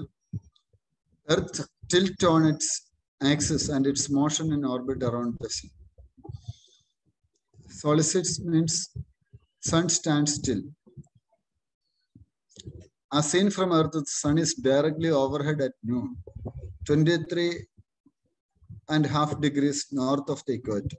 An imaginary line encircling the globe known as Tropic of Cancer, named after the constellation of Cancer, the Cram. This is as far as the sun ever crashed. ഒരു സംഗതിയും കൂടെ തരാം. ട്രോപ്പിക് ഓഫ് ക്യാൻസർ എന്താണ്? Tropic of Capricorn എന്താ? ഈ tropic of cancer കടന്നു പോകുന്ന countries ഏതൊക്കെയാണ്? Tropic of Capricorn കടന്നു പോകുന്ന കൺട്രീസ് ഏതൊക്കെയാണ്? ഒരു നോട്ട് തയ്യാറാക്കുക. ജസ്റ്റ് അറ്റ്ലസിൽ നിങ്ങൾക്ക് കാണാം.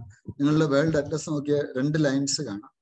ട്രോപ്പിക് ഓഫ് ക്യാൻസർ ഒരു വര ഇങ്ങനെ കാണാം. ട്രോപ്പിക് ഓഫ് കാപ്രിക്കോൺ അത് കടന്നു പോകുന്ന കൺട്രീസ് ഏതൊക്കെയാണ്? ആ ലിസ്റ്റ് ഒന്ന് തയ്യാറാക്കുക. വിന്റർ സോളിസിറ്റ് അത് ഡിസംബർ 21. അത് ഷോർട്ടസ്റ്റ് ഡേ, സണ്ണ് കുറവാണ്. രംഗാനാങ്മ ഡിമാൻഡ് ഓട്ടോണമസ് കൗൺസിൽ. ആരാണ് ഈ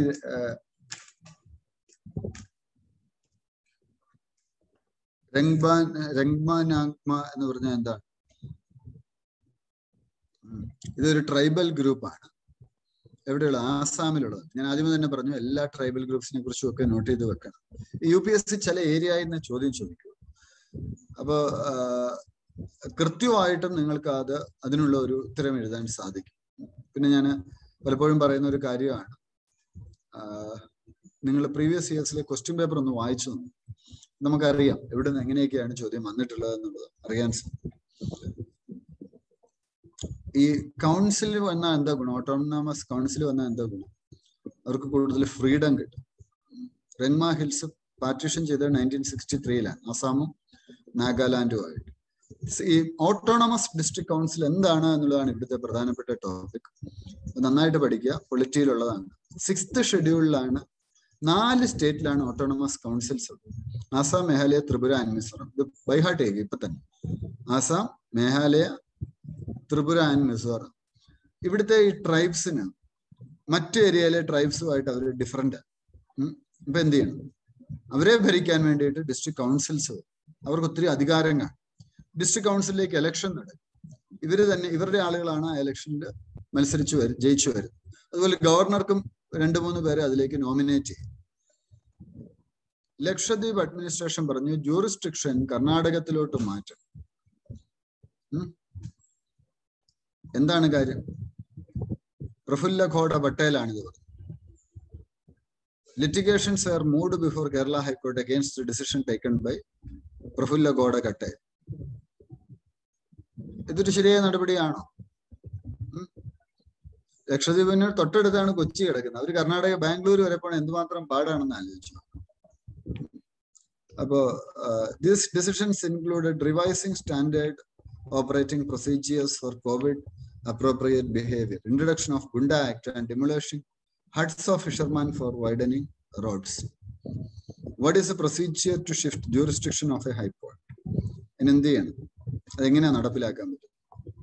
Article 241 states that Parliament may by law constitute a high court for a union territory or declare any court in such a territory to be a high court for or any the purpose of the Constitution. Section 4 of the same article mentions that nothing in this article derogates from the power of Parliament to extend or exclude the jurisdiction of a high court of a state or union territory that part of. Challenges എന്താണ്? ഇപ്പൊ കേരള ഹൈക്കോടതിയുടെ ജൂറിസ്ഡിക്ഷന് കീഴിലാണ് ലക്ഷദ്വീപ്. മലയാളമാണ് അവിടുത്തെ language എന്ന് പറയും. കേരളത്തിലും ലക്ഷദ്വീപിലും ഉള്ള ലാംഗ്വേജ് മലയാളം തന്നെയാണ്. Now shifting of the jurisdiction of the High Court will change the entire judicial system of the islands. അത് ജുഡീഷ്യൽ സിസ്റ്റത്തെ തന്നെ മാറ്റും. അത് ലാംഗ്വേജ് കൊണ്ട് ബ്രേക്ക് ചെയ്യും.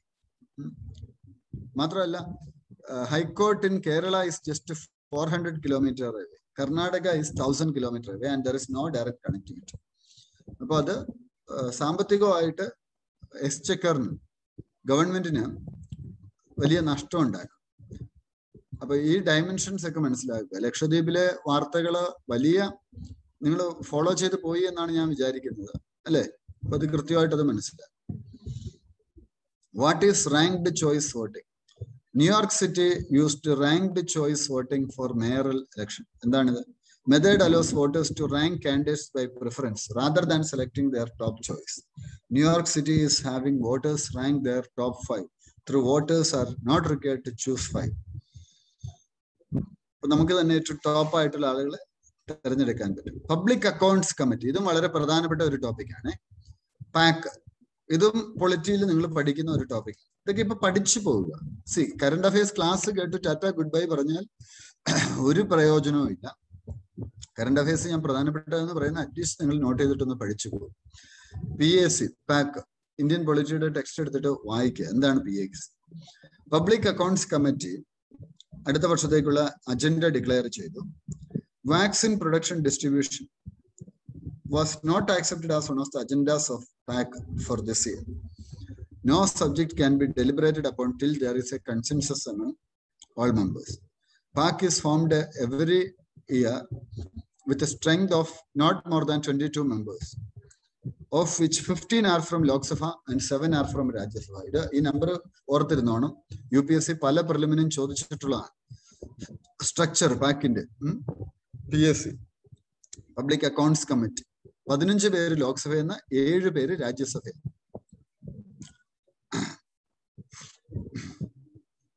ടൈം 1 വർഷത്തേക്കാണ്. ചെയർമാനെ അപ്പോയിന്റ് ചെയ്യുന്ന ആര്? Speaker of Lok Sabha. 1967 തൊട്ട് പാക്കിന്റെ ചെയർമാനെ തെരഞ്ഞെടുക്കുന്ന ഒപ്പോസിഷന് PC ചാക്കോ ഇല്ലേ, കേരളത്തിൽ നിന്നുള്ള PC ചാക്കോ MP ഇപ്പൊ NCP-യിലോട്ട് പോയല്ലോ. പുള്ളി എനിക്ക് തോന്നുന്നു ഒരു തവണ പാക്കിന്റെ ചെയർമാൻ, മുൻ MP. Its chief function is to examine the audit report of the controller and auditor. അപ്പോ കൺട്രോളർ ആൻഡ് ഓഡിറ്റർ ജനറലുടെ റിപ്പോർട്ട് അത് എക്സാമിൻ ചെയ്യുക എന്നുള്ളതാണ് ഇവരുടെ ഏറ്റവും പ്രധാനപ്പെട്ട ഡ്യൂട്ടി.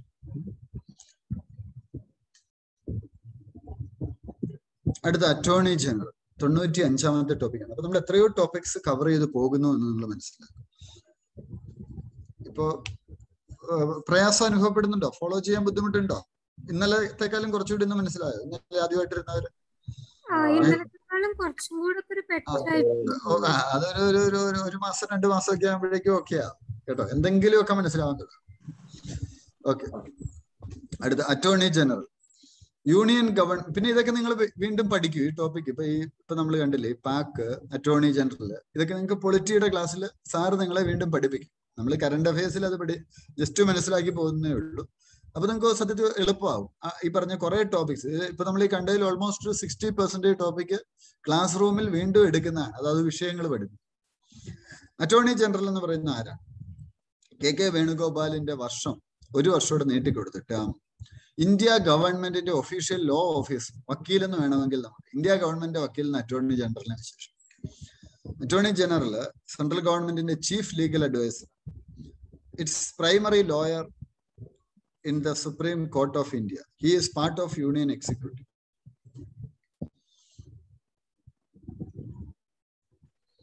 അപ്പോ ഇവിടെ എന്താണ് പ്രത്യേകത? എന്താണ് ഇവിടെ നമ്മൾ മനസ്സിലാക്കേണ്ട അറ്റോർണി ജനറൽ എന്ന പൊസിഷൻ എന്താണ് എന്നുള്ളത് ഒന്ന്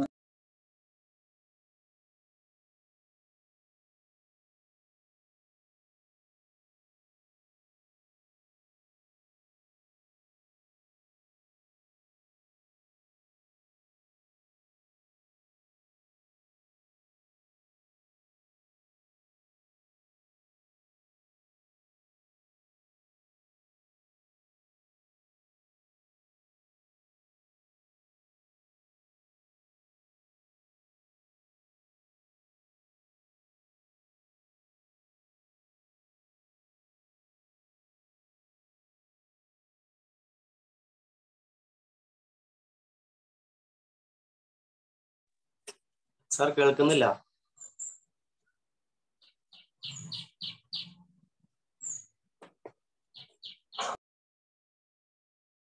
ഓക്കെ. അറ്റോർണി ജനറലുമായി ബന്ധപ്പെട്ട് അദ്ദേഹം ലോ ഓഫീസറാണ്. എങ്ങനെയാണ് അപ്പോയിന്റ്മെന്റ് അറ്റോർണി ജനറലിനെ അപ്പോയിന്റ് ചെയ്യുന്നത്? പ്രസിഡന്റ് ഓഫ് ഇന്ത്യ ആണ്. During the pleasure of the president ആണ് അപ്പോയിന്റ്മെന്റ് വരുന്നത്. എന്ന് വെച്ചാൽ എന്താ? During the pleasure of president എന്ന് വെച്ചാൽ എന്താ?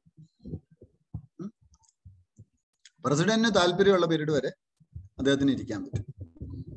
പ്രസിഡന്റ് പറയാണ് ഇയാളെ റിമൂവ് ചെയ്യണമെന്നുണ്ട്, റിമൂവ് ചെയ്യണം. അയാൾ ഇന്ത്യൻ സിറ്റിസൺ ആയിരിക്കണം.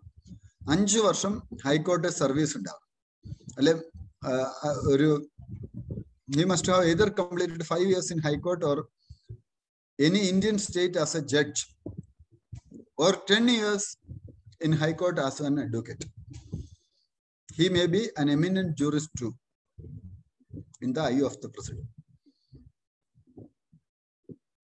At the National Commission for Protection of Child Rights, NCPCR, child റൈറ്റ്സിന്റെ പ്രൊട്ടക്ഷന് വേണ്ടിയിട്ടുള്ള ഒരു ബോഡിയാണിത്. ഇപ്പൊ നമ്മൾ ബാൽ സ്വരാജ് എന്ന് പറഞ്ഞൊരു ഓൺലൈൻ പോർട്ടലുണ്ട്. ഏതാണ്ട് 10,000-ഓളം കുട്ടികൾക്ക് രാജ്യത്ത് ഇമ്മീഡിയറ്റ് കെയർ ആവശ്യമുള്ളത്. 0 to 17 ഏജുള്ള ഓർഫൻസ് ധാരാളം ആളുകൾ ഇപ്പോ ഈ കാലഘട്ടത്തിൽ ഓർഫൻ ആയിട്ടുണ്ട്. അപ്പൊ ആ ട്രാഫിക്കിങ് ഒക്കെ തന്നെ ഇതിന്റെ വിഷയമായിട്ട് വരുന്നുണ്ട്. നിങ്ങൾ മ്യൂട്ട് ചെയ്യണേ, ബാക്കിയുള്ളവരൊന്ന് മ്യൂട്ട് ചെയ്യണം. അപ്പൊ എന്താണ്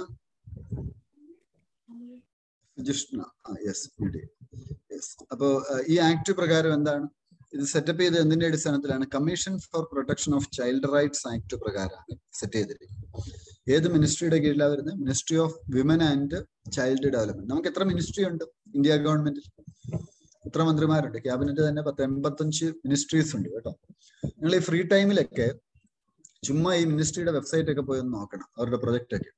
പ്രധാനപ്പെട്ട മിനിസ്ട്രികൾ ഏതൊക്കെ മിനിസ്ട്രിയാണ് നോക്കണ്ടേ? Ministry of woman and child development, ministry of എൻവയോൺമെന്റൽ affairs, ministry of human resource development, ministry of home, ministry of foreign affairs, ministry of culture, ministry of അങ്ങനെയുള്ള ടോപ്പ് മിനിസ്ട്രീസ്. അതൊക്കെ നിങ്ങളൊന്ന് നോക്കും. ഡിഫൻസ് ഇതൊക്കെ നോക്കണം. സ്കീംസ് ഒക്കെ നമുക്കറിയാൻ പറ്റും.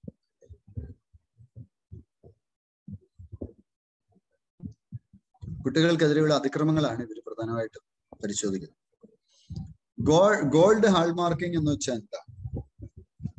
അത് മാൻഡേറ്ററി ആയി June 16. In the first phase, gold hallmarking will be available only 256 district and jewelers having annual turnover above 40 lakh will under its preview. Official recording of the proportionate content. അത് metal പറയുകയാണ്. BIS hallmark എന്നൊക്കെ പറയുന്നത്. എത്ര ആണ് അതിൽ gold ഉള്ളത്, silver എത്രയാണുള്ളത്, അത് കൃത്യമായിട്ട് പറയുക. Metals covered under the purview of hallmark. Gold ഉണ്ട്, ഗോൾഡ് ആർട്ടിഫാക്ട്സ് ഉണ്ട്, സിൽവർ ഉണ്ട്, സിൽവർ ആർട്ടിഫാക്ട്സ് ഉണ്ട്.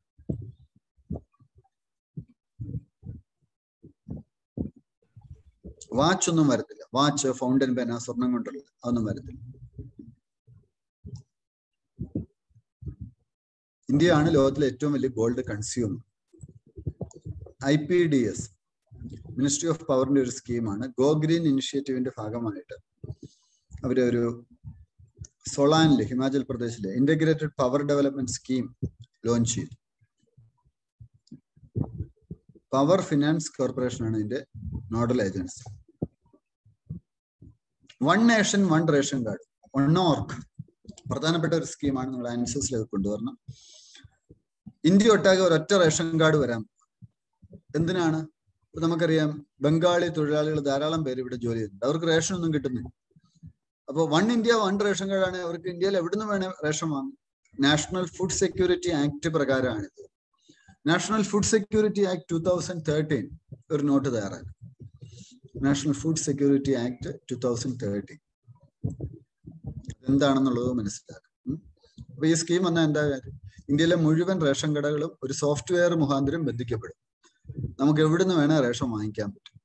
നമ്മളിപ്പോ ബാങ്ക് ഇന്ത്യയിൽ എവിടെ വേണേ ട്രാൻസാക്ഷൻ നടത്താൻ പറ്റുന്നത്. പക്ഷെ ഇതില് 4 സംസ്ഥാനങ്ങൾ ഇതുവരെ ചേർന്നിട്ടില്ല. അതൊക്കെയാ: ആസാം, ഛത്തീസ്ഗഡ്, ഡൽഹി ആൻഡ് വെസ്റ്റ് ബംഗാൾ.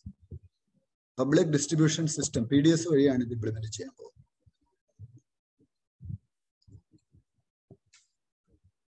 ഈ നാഷണൽ ഫുഡ് സെക്യൂരിറ്റി ആക്ട് പ്രകാരമാണ് ഉച്ചക്കഞ്ഞി വിതരണം, mid day meal scheme, integrated child development services scheme ഒക്കെ തന്നെ ലോഞ്ച് ചെയ്തത് എന്ന് മനസ്സിലാക്കുക. Kerala smart kitchen project, kitchens ഒക്കെ മോഡേണൈസ് ചെയ്യാനുള്ള പദ്ധതിയാണ്.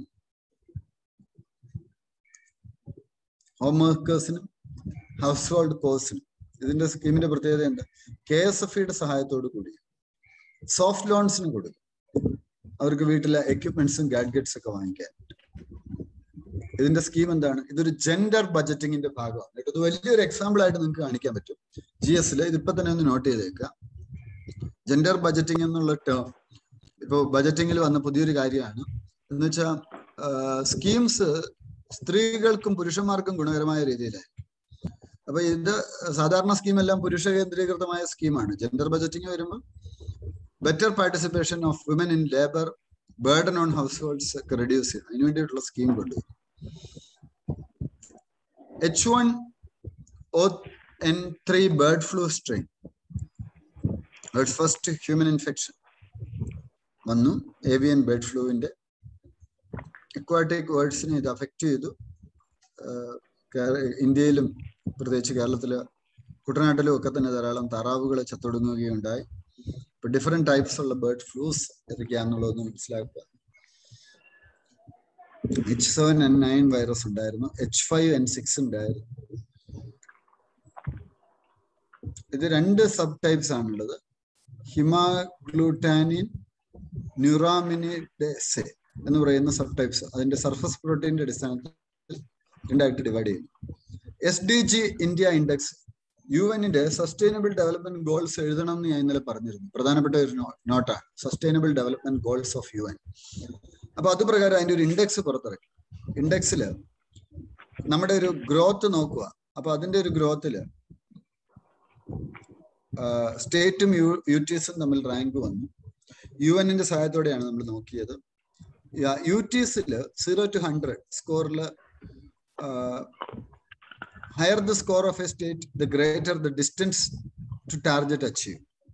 States and UTs are classified in 4 categories based on index score: aspirant, performer, front runner, achiever. Currently, there are no states in the aspirant and achiever category. Teachers training in വേണ്ടിയിട്ടുള്ള പുതിയൊരു ഏർപ്പാടാണ് നിഷ്ത എന്നറിയപ്പെടുന്നത്. കണ്ടതാണ്. നമ്മൾ തീർക്കാൻ പറ്റുന്ന അത്രയും തീർക്കാൻ, ബാക്കി നമ്മൾ നാളെ കണ്ടിന്യൂ ചെയ്യും.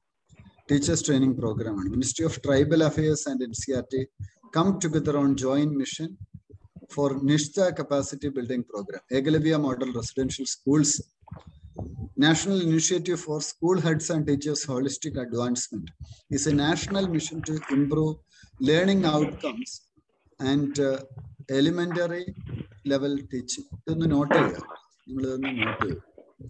ഇതൊരു ടീച്ചിങ് മെച്ചപ്പെടുത്താൻ വേണ്ടിയിട്ടുള്ള ടീച്ചേഴ്സ് ട്രെയിനിങ് പ്രോഗ്രാം ആണ് എന്നുള്ളത് നിങ്ങളൊന്ന് മനസ്സിലാക്കുക. സമഗ്ര ശിക്ഷ അഭിയാന്റെ ഭാഗമായിട്ടുള്ള ഒരു സ്കീമാണ്. Hello sir.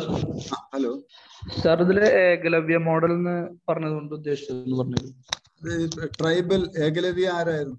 ഏകലവ്യൻ എന്താ വിദ്യാഭ്യാസം കിട്ടായിരുന്നു? ഏകലവ്യൻ ട്രൈബ് ആരായിരുന്നു? ഉന്നത ജാതിയിൽപ്പെട്ട ആളായിരുന്നില്ല. അതുകൊണ്ടാണ് അദ്ദേഹത്തിന് ഗുരുമുഖത്ത് നിന്നും ശിക്ഷണം ലഭിക്കായിരുന്നു. അദ്ദേഹം കണ്ടുപിടിച്ചിട്ട് എന്ത് ചെയ്തു? ആരെയൊക്കെ മെച്ചപ്പെട്ടു? അർജുനേക്കാൾ മെച്ചപ്പെട്ടു. അപ്പൊ ഗുരു എന്ത് ചോദിച്ചു? ഏകലവ്യന്റെ ദക്ഷിണയായിട്ട് ചോദിച്ചു. അർജുനേക്കാൾ മെച്ചപ്പെട്ട താഴ്ന്ന ജാതിയിൽപ്പെട്ട ഒരു ശിഷ്യൻ വരാതിരിക്കും. സമൃദ്ധരായ ഒട്ടേറെ വിദ്യാർത്ഥികളുണ്ട്. ട്രൈബൽ വിഭാഗത്തിൽ നിന്നകപ്പെട്ട മിടുക്കരായിട്ടുള്ള വിദ്യാർത്ഥികളുണ്ട്, അല്ലെ? നമുക്ക് തന്നെ ഇവിടെ അബ്സല്യൂട്ടിൽ തന്നെ നല്ല സമൃദ്ധരായിട്ടുള്ള അനവധി വിദ്യാർത്ഥികളുണ്ട്. വിനോദ് ഇവിടെ പഠിക്കുന്നുണ്ട്. വിനോദ് PhD എടുത്തിരിക്കുകയാണ്. അദ്ദേഹം ചോള നായ്ക്കർ എന്ന് പറയുന്ന ആകെപ്പാടെ 450 പേരെ അവരുടെ ഗ്രൂപ്പിലുള്ളൂ ലോകം മുഴുവൻ. കാട്ടിലാണ് ഇപ്പോഴും അവർ താമസിക്കുന്നത്. ആ അവസ്ഥയിൽ നിന്ന് കുസാറ്റിൽ PhD എടുത്തു. പാരലി ഇവിടെ സിവിൽ സർവീസ് കോച്ചിങ് നടത്തുന്നു. അപ്പൊ ഇങ്ങനെയൊക്കെയുള്ള സമർത്ഥരായ ഒട്ടേറെ വിദ്യാർത്ഥികളുണ്ട് നമുക്ക്, നമ്മുടെ ചുറ്റുപാടുമുണ്ട്. അപ്പൊ അവരെ മുൻനിരയിലേക്ക് കൊണ്ടുവരാൻ വിദ്യാർത്ഥികൾക്ക് പലപ്പോഴും കൊഴിഞ്ഞുപോക്കുണ്ടാവുന്നതിനുള്ള കാര്യം എന്താണ്? കൊഴിഞ്ഞുപോക്കുണ്ടാവുന്നതിനുള്ളൊരു കാര്യം അവർക്ക് മെച്ചപ്പെട്ട വിദ്യാഭ്യാസം കിട്ടുന്നില്ല. അപ്പം മെച്ചപ്പെട്ട വിദ്യാഭ്യാസം കിട്ടാൻ വേണ്ടിയിട്ടാണ് ഈ ഒരു സ്കീം.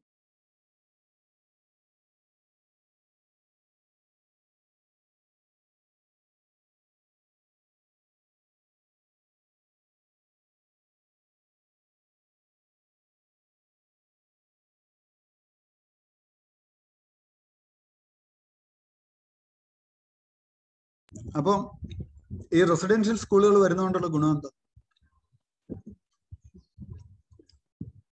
അവിടെ തന്നെ കുട്ടികൾ നിന്ന് പഠിക്കും. ടീച്ചേഴ്സും പ്രിൻസിപ്പലും എല്ലാം അവിടെ ഉണ്ടാവും. അപ്പൊ കുട്ടികള് ഡെവലപ്മെന്റ് കൂടുവോ? വീട്ടിൽ നിന്ന് വന്നു പോകുമ്പോൾ അവരോട് പറയാം, അല്ല ജോലിക്ക് പോകും, അതിന് പോകും, ഇതിന് പോകും. അവരുടെ വിദ്യാഭ്യാസം ചിലപ്പോൾ ശരിയാവണമെന്നില്ല. അതിനു വേണ്ടിയിട്ടുള്ള ഒരു സ്കീമാണ് ഈ ഏകലവ്യ മോഡൽ റെസിഡൻഷ്യൽ സ്കൂൾസ് എന്ന് പറയുന്നത്. അപ്പൊ അതിനുവേണ്ട കപ്പാസിറ്റി ബിൽഡ് ചെയ്യാണ് നിഷ്ഠ പ്രോഗ്രാം. കപ്പാസിറ്റി എന്ന് വെച്ചാൽ ട്രെയിനിങ്, ടീച്ചേഴ്സിനെ ട്രെയിൻ ചെയ്യുക. നമ്മള് 104ാമത്തെ ടോപ്പിക് പീറ്റർ പാൻ സിൻഡ്രോം. അയാൾ ഒരു മൈനറിനെ സെക്ഷലി അസോൾട്ട് ചെയ്ത ഒരു പേഴ്സൺ. അയാൾ പറഞ്ഞ അയാൾ പീറ്റർ പാൻ സിൻഡ്രോം ഉള്ളയാണ്.